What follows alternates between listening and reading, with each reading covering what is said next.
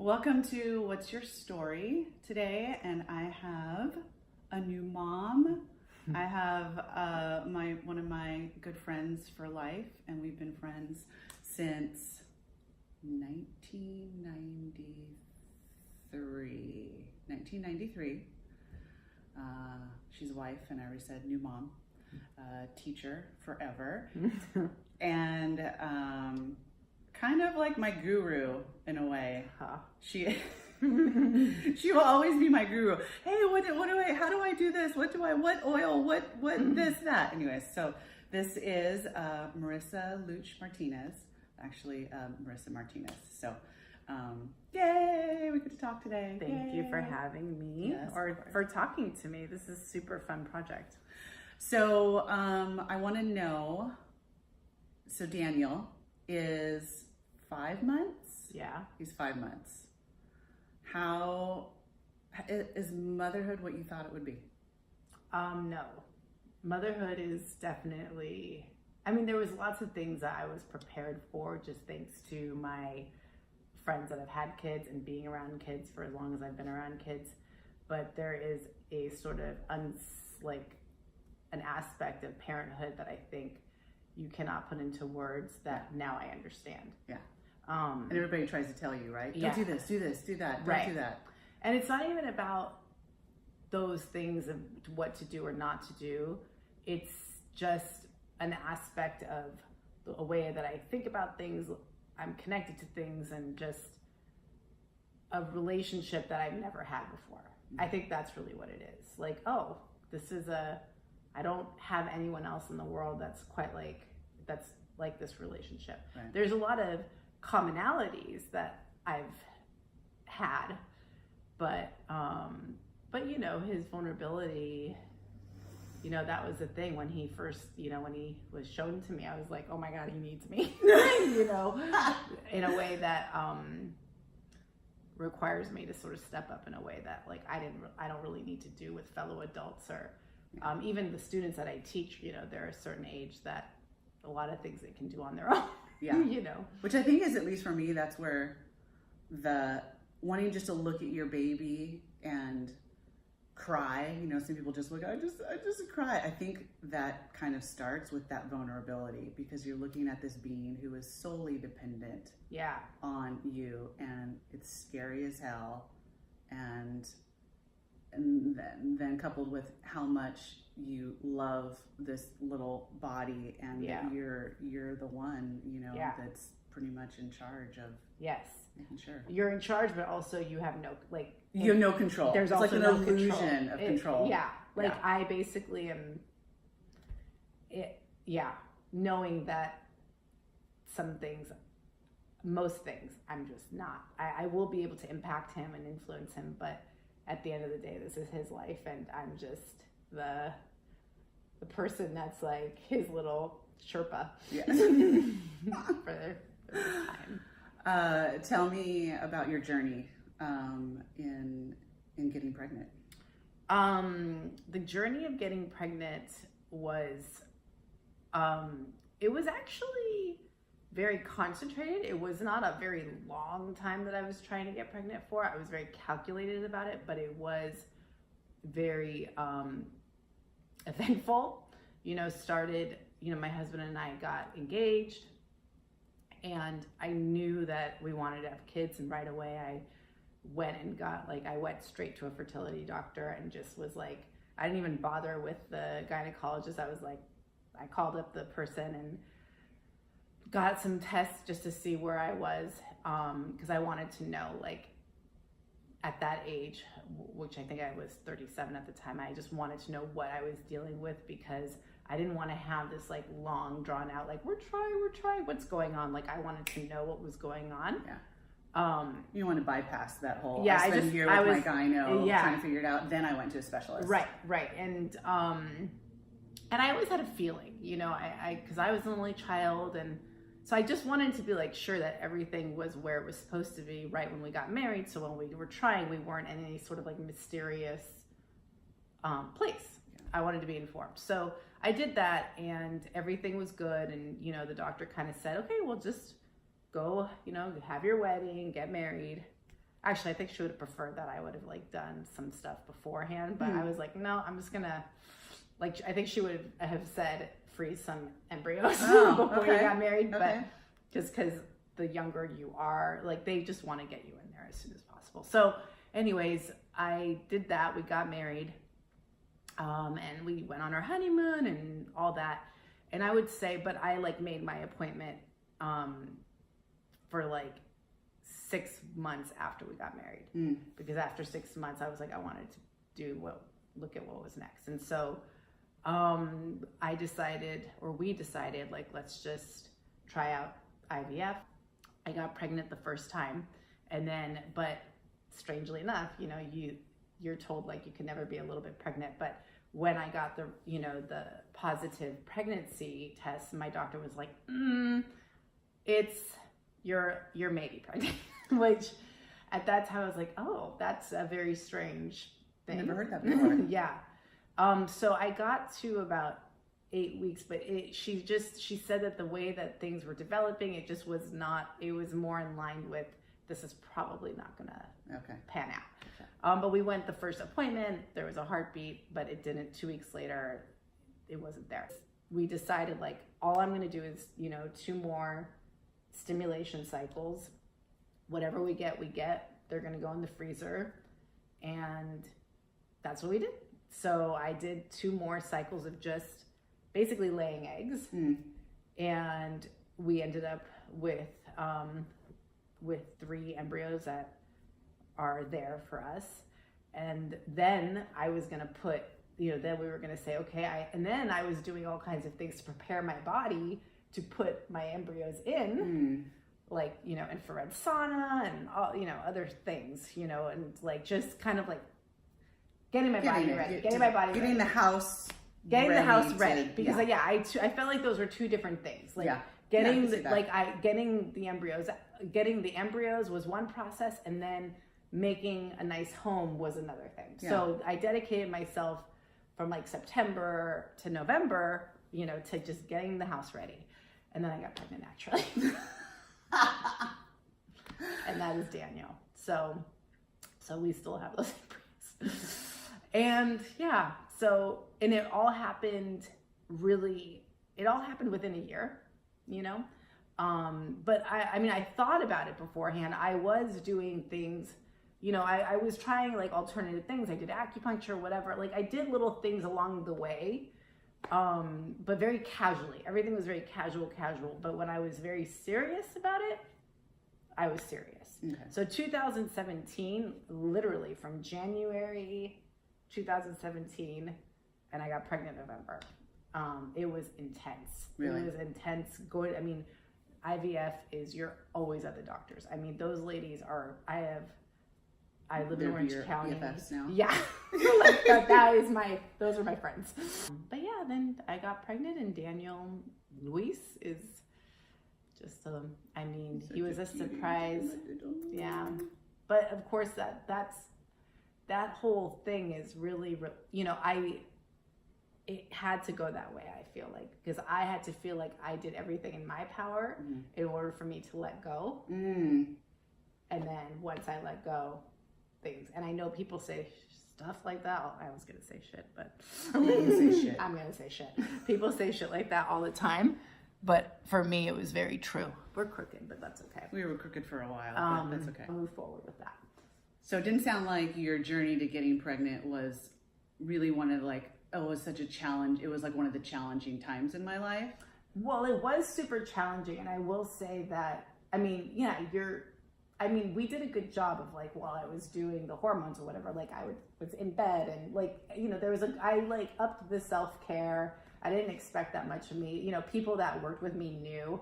Well, I was very open about the whole thing. I mean, I probably cried a few times in a staff meeting, you know, so I'm not going to say that it was like, I was so strong, but honestly, the most stressful thing about it was never really like, is this baby going to come? The most stressful thing was getting to those doctor's appointments, but I have a lot of people to thank for that because my boss, everyone was on board, so I didn't really have that much stress with that, but the financial burden is where, like, you know, of that year in November, like right before, ironically, I got pregnant. People say, oh, when you're relaxed. No, I was not relaxed. I probably had an anxiety attack over the medical bills that were,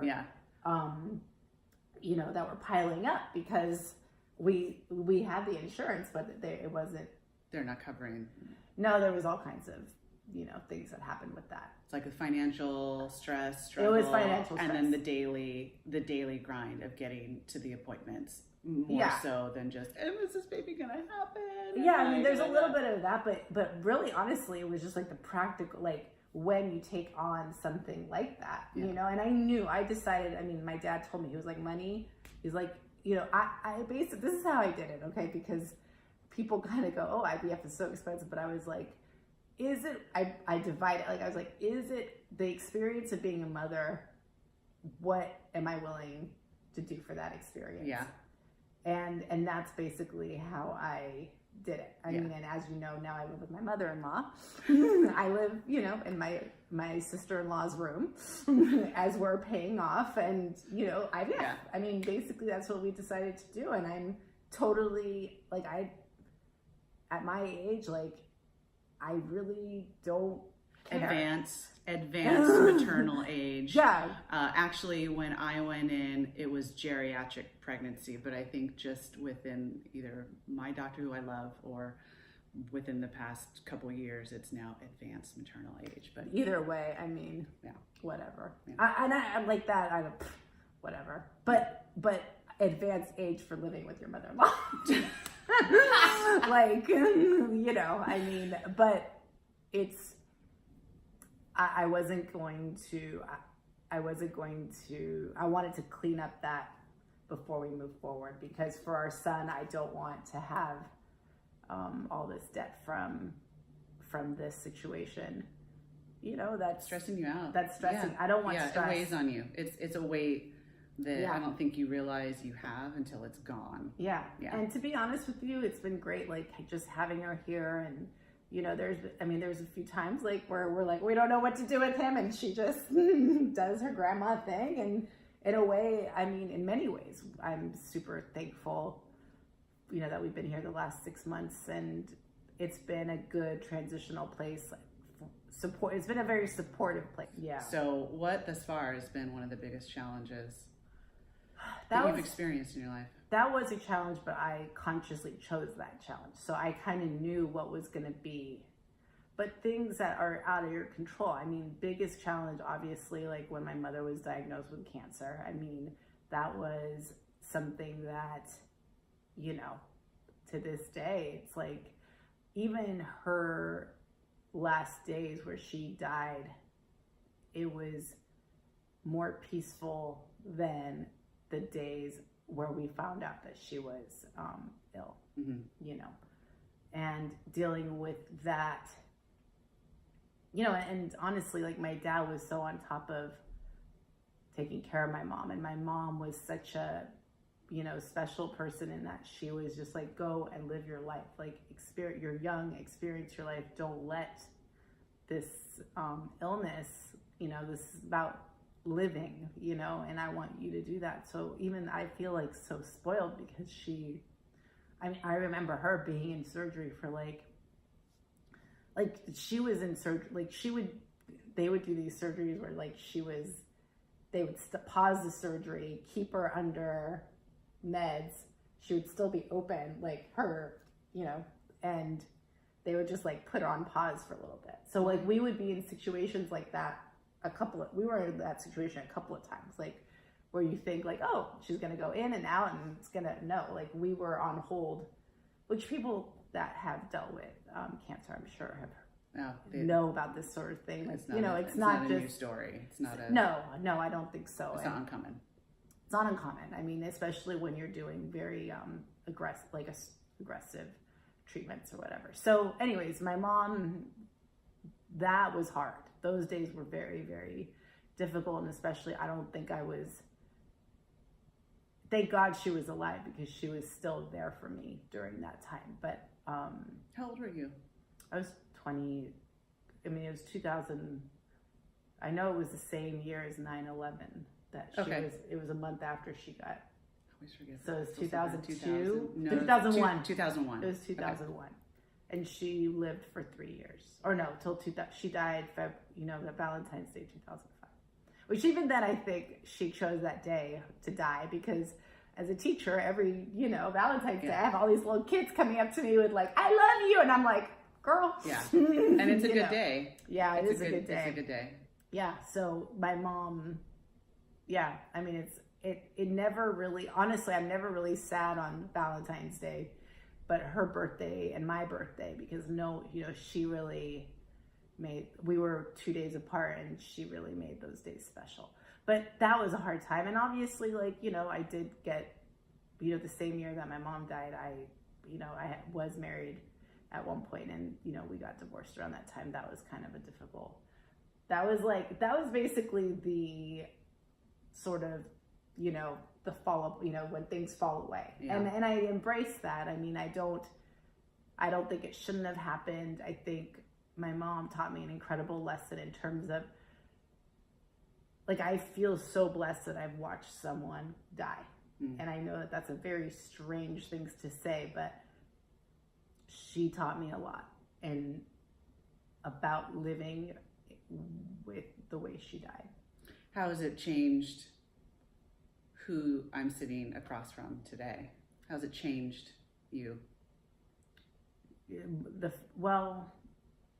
I think that, if I'm going to be really honest, there are times where I feel more like there is a little bit of, there is both fearlessness and some fear because knowing when you become very acquainted with the fact, first of all, let me just say this. I have gone to every retreat. I have read every, I know I haven't read every book, but my spiritual advisor. Yes. I have done a lot of work in the area of getting right with myself, getting right with God, getting right with my family, and not to say I thought my family was just perfect, but no family's perfect. Exactly. Yeah, exactly. So, just being in a place of, I don't know, just really understanding life and just being a person that's present to that, so anyway, I did a lot of, it's funny, I have 2 master's degrees, but I probably spent more money on going and have more knowledge as we talked about. Yeah, in a way, from that, it was an education for myself that it was my own inquiry. Yeah, that I don't necessarily have a degree for. Don't have a degree for, but it was very much worthwhile. So that changed me. I feel like I'm much more open. I feel like I'm much less. I don't think I try to avoid pain the way I used to. Not gonna say, and that's what I'm gonna say. I'm not gonna say that I'm not fear. I do feel fear, but I do have a much better. I'm not as attached to the outcome. If I'm gonna do something, I'm I don't know what's gonna happen. It could blow up in my face, but forward we go. As Marissa in high school was very deep, deep, deep. When we first met, I was really and I do believe there's still so much there are things you can get to you can control, but it's not the things you think you can control. Yeah. And so it's been a complete shift of what is it that I can do here? Yeah. I can't control other people. I can't control, a lot of things, but my reaction, who I am. And that is not to say that I am good at I'm not mastered my reaction because the outward what we see reaction. Yeah, I know. I know better, but that doesn't necessarily mean that I do better all the time. Most of the time, Yeah. No, yours can't be as bad as mine though, because mine is immediately shown on my face. Yeah. It's like my face has no filter, no matter how no, much I don't have a filter either. I'm not good at hiding my feelings, which is good because you're forced to tell the truth. Okay, well then that was leading me, which you were already going that direction of my other question, was what would the Marissa who turned to me in class and said, "Hi, my name's Marissa," in 1993, think about the Marissa that I'm sitting across from today? She'd be good with her. Really? Yeah, Yeah. I think so. I think that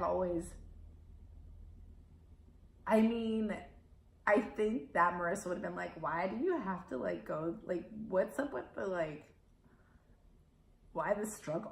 Like, why does it have to be so hard? Yeah, like, why can't we just make things happen like that? Which that has happened in many areas of my life, but there are also things where it hasn't happened.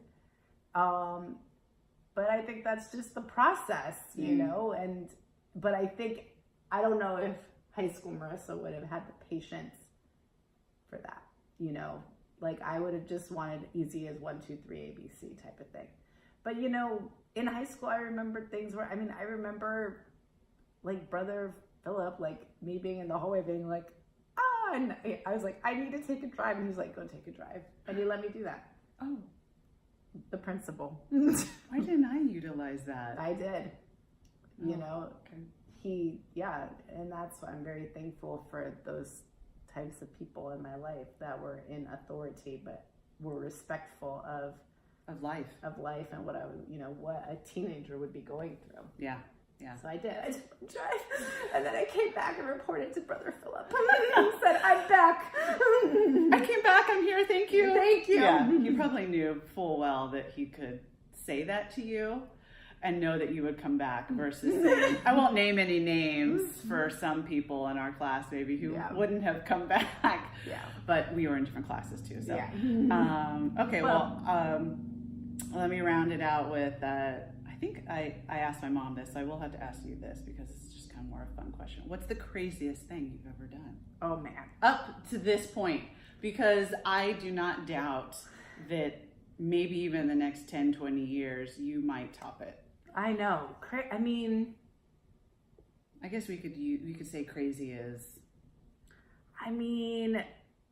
Yeah. Like God, I never would have thought that I would have done that. I was even proud of myself for doing that. That is a hard one because there have been many times where I've just poured myself into an experience of doing something just to like have experienced it, right? But I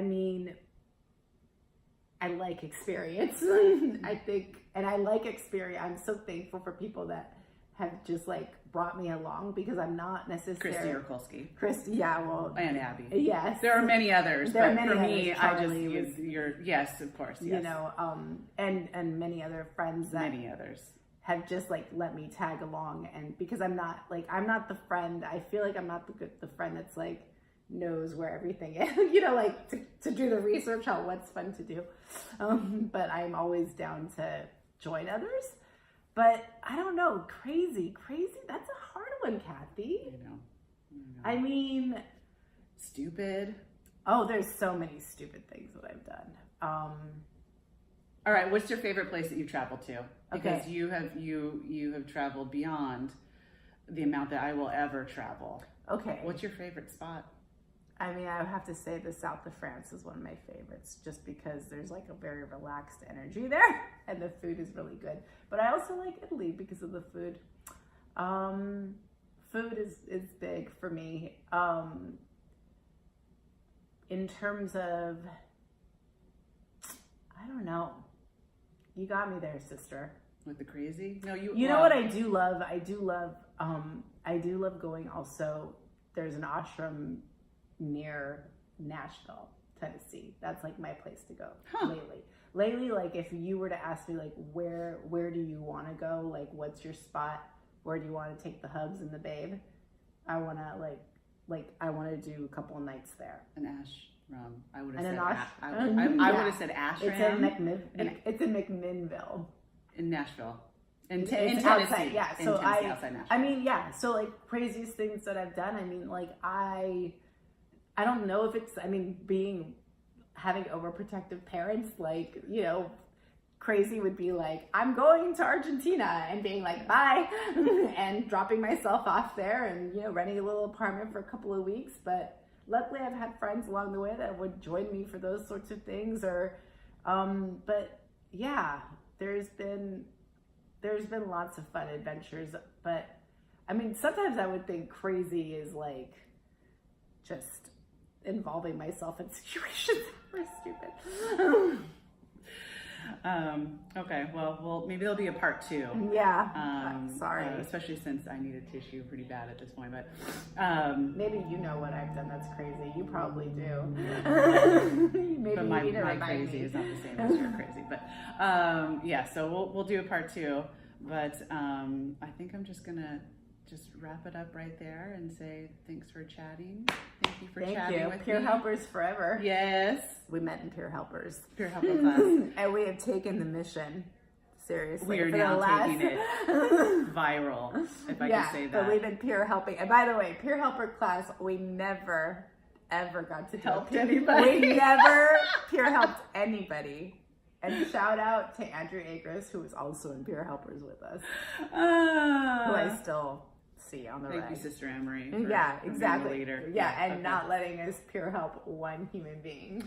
Well, thank you for sharing your story. Thank you. On What's Your Story, and for being vulnerable and just saying and putting everything out there, because I know that there's plenty of other people that have probably been through the same thing, or yeah, my pleasure. Don't know that about you, and just puts things in perspective. So, thanks, and love you. Love you too. See you next time. Yay. Okay. Bye.